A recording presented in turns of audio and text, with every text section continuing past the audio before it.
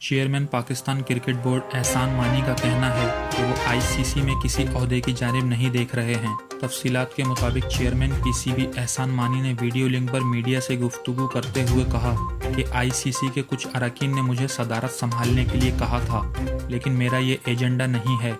وزیراعظم عمران خان کے کہنے پر پاکستان کرکٹ بورڈ میں واپس آیا ہوں۔ احسان مانی نے کہا کہ 2006 میں ICC میں بطور صدر اپنی مدت ختم ہونے کے بعد کرکٹ انتظامیہ کے ساتھ مکمل طور پر علیحدگی اختیار کرنے کا فیصلہ کیا اور تھوڑے عرصے کے لیے کرکٹ کے بارے میں بات کرنے سے گریز کرنے کی کوشش کی، کیونکہ میں اس میدان میں واپس نہیں آنا چاہتا تھا۔ انہوں نے کہا کہ جب 2018 میں عمران خان کی سربراہی میں پاکستان تحریک انصاف نے حکومت تشکیل دی تو مجھے درخواست کی گئی کہ آ کر پاکستان کرکٹ کی مدد کروں۔ میں صرف پاکستان کے لیے واپس آیا ہوں اور میری پوری توجہ ملک میں کرکٹ کی بہتری کے لیے کام کرنے پر ہے، لہٰذا ICC کی صدارت میرے ایجنڈے میں شامل نہیں ہے۔